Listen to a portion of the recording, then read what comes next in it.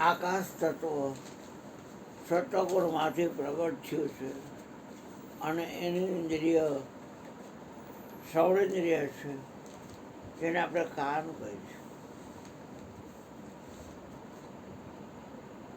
કોઈ આપણી નિંદા કરે, અવગણના કરે અને કોઈ આપણે વખાણ કરે, સ્તુતિ કરે,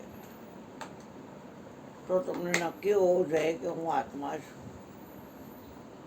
આ બધી જે વિગતો છે એ બાયોડેટા ખોટો છે.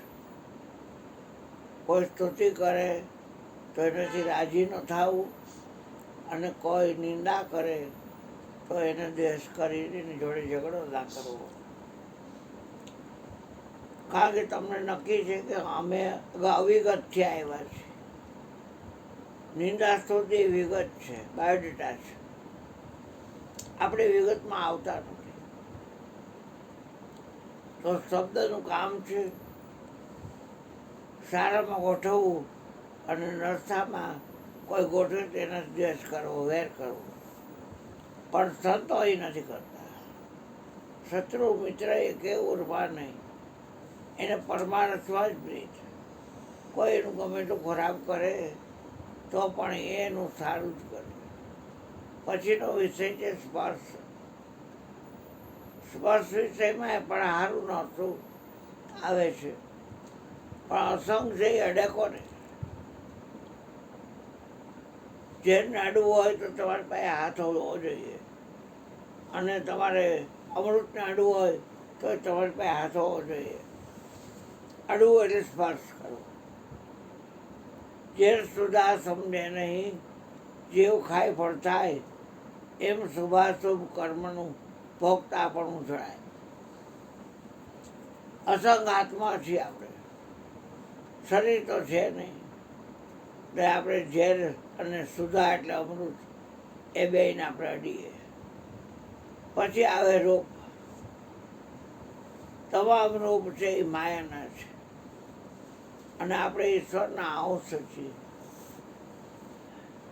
ઈશ્વરના અંશના નાતે અંશિકેતા ઈશ્વર અને અંશિકેતા આપણે પોતે.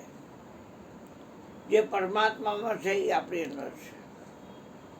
એ અર્જુન હું સંગ કરતો હોવા છતાંય અસંગ આત્મા છું, કાયમ છું, નિત્ય છું, પ્રગટ છું, અવિગત છું, અપાર છું, નિર્ગુણ છું, નિર્લેપ છું, નિરંજન છું, નિરાકાર છું, અદ્વૈત છું, બ્રહ્મ છું, સર્વનો સાક્ષી છું, સચ્ચિદાનંદ બ્રહ્મ છું. પછીનું તો વિષય એવો રસ જે પરમાત્માને અર્પણ થઈ ગયા છે તન મન ધન દઈને, એ પછી એની યાદી રાખવા માટે થઈ અને બધું પરમાત્માને અર્પણ કરી અને શરીર નિર્વાહ માટે જેટલું જરૂર ન હોય એટલું લે છે, અને ભાજપ સમય બધો ભગવાનની યાદીમાં કાઢે છે.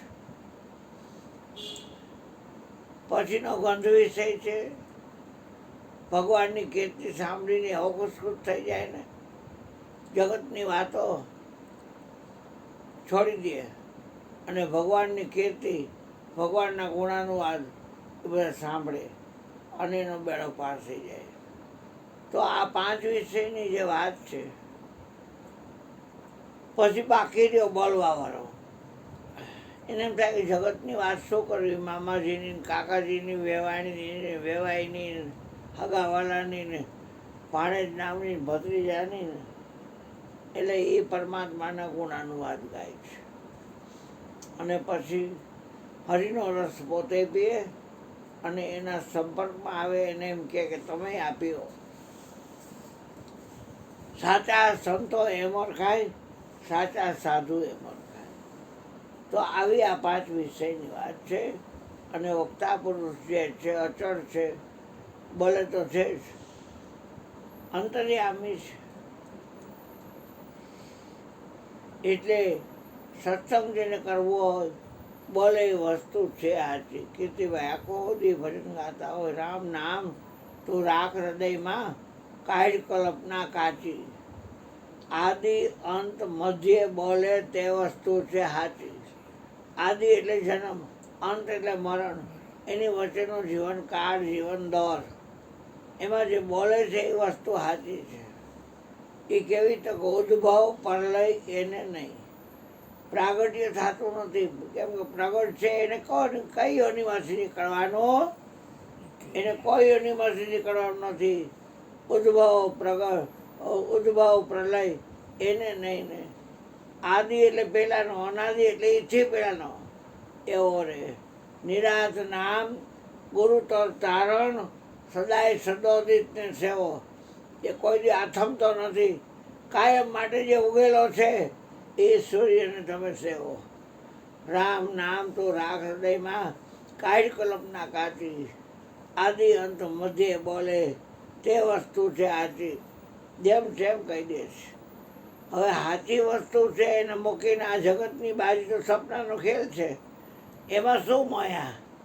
થોડી જગતની વાતો, ઓધા ગુણમાં રજે ગાતો, તજી જગતની વાત. બહુ સરખું મારા ભજન ગાવ બેટા.